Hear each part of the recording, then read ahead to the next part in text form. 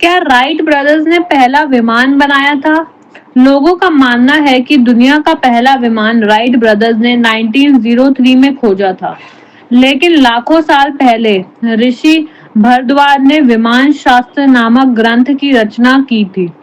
इस ग्रंथ में विमान निर्माण की विधियां और उनके प्रकार और यंत्रों के बारे में विस्तार से बताया गया है। वास्तव में 1985 में महाराष्ट्र के शिवकर बापूजी तलपड़े ने इस ज्ञान को आधार पर एक विमान बनाया था, जिसे उन्होंने मारुति सखा अर्थात हवाओं का मित्र नाम दिया था। इस विमान ने मुंबई में 500 फीट की ऊंचाई तक उड़ान भरी, जबकि राइट ब्रदर्स के विमान ने केवल 120 फीट तक ही ऊंचा उड़ पाया। परंतु उस समय भारत गुलाम था, इसलिए इस खोज को मान्यता नहीं दी गई और इसका पेटेंट भी नहीं हो सका। फिर भी कई लोग यह मानते हैं कि अंग्रेजों और मुगलों ने भारत को विकसित किया है। आप ही विचार कीजिए। क्या आप जानते हैं कि जब पूरी दुनिया उड़ना सीख भी नहीं पाई थी, तब भारत में ऋषि आसमान में उड़ते यंत्रों का वर्णन कर चुके थे? क्या वाकई प्राचीन भारत में विमान उड़ाए जाते थे, या फिर ये सब केवल कल्पना है? आज हम जानेंगे विमान शास्त्र के रहस्य। यह प्राचीन ऋषि विज्ञान और अध्यात्मक को जोड़कर आकाश की सीमाओं को लांघ चुके थे। भाग 1, प्राचीन भारत में विमान का उल्लेख। विमान का पहला उल्लेख हमें मिलता है ऋग्वेद, रामायण और महाभारत जैसे ग्रंथ में। ऋग्वेद के छठे मंडल में विमान शब्द का प्रयोग आकाश में गतिमान वाहन के रूप में होता है। रामायण में पुष्पक विमान का विस्तृत वर्णन है। यह विमान कुबेर का था, जिसे रावण ने हरण किया था। युद्ध के बाद श्री राम ने इसी विमान से अयोध्या वापसी की थी। महाभारत में अर्जुन के दिव्य रथ को आकाश में उड़ने में सक्षम बताया गया है।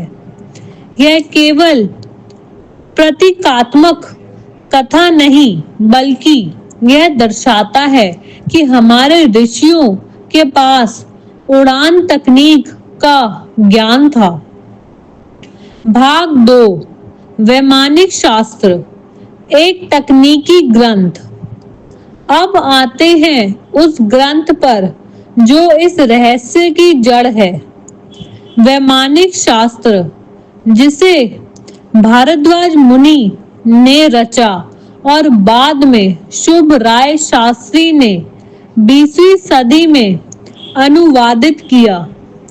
इस ग्रंथ में 8 प्रमुख अध्याय हैं, जिनमें 32 प्रकार के विमानों का वर्णन मिलता है, जैसे शक्तियान, रुक्म विमान, सौमर विमान, त्रिपुरा विमान।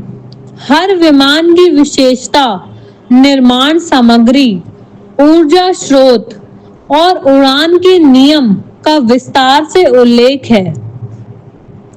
भाग 3, विमान की रचना और तकनीक। वैमानिक शास्त्र में बताया गया है कि विमान 3 स्तरों पर चलते थे: पृथ्वी मंडल, जल मंडल, दिव्य मंडल। हर विमान में कई जटिल यांत्रिक हिस्से होते थे: गुह्य यंत्र, दृश्य यंत्र, द्रव्य प्राण यंत्र, व्योम यंत्र। ग्रंथों में धातुओं का भी वर्णन है जो साधारण नहीं थे, जैसे सौम्य धातु, रौद्र धातु, मृद्विका धातु, जो अत्यंत हल्के, गर्मी प्रतिरोधी और ऊर्जा संचयक बताए गए हैं।